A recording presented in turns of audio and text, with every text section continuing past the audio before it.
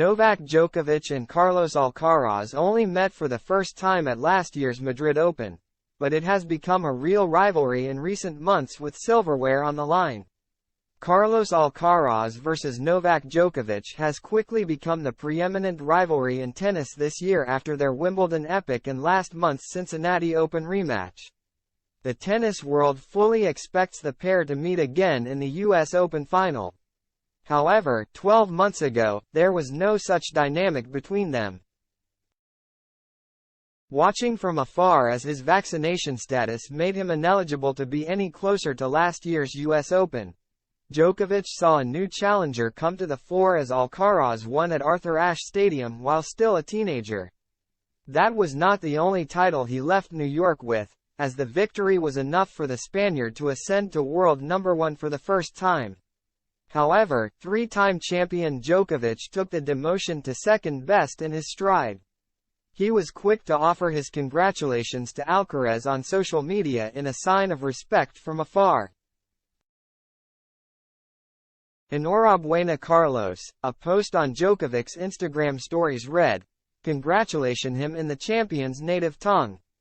Congratulations at Carlitos Alcaraz for your first Grand Slam.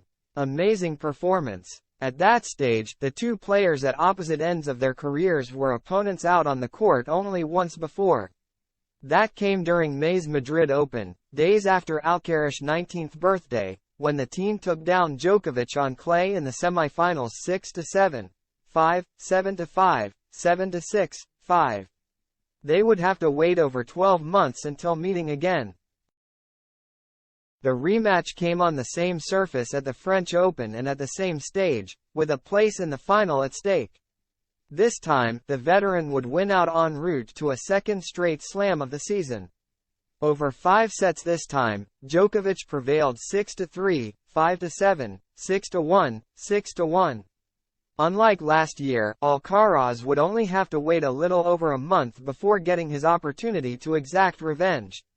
As the top 2 seeds at Wimbledon, it threw up the prospect of a first final between the pair on center court. Both held up their side of the bargain and the summer spectacle more than delivered.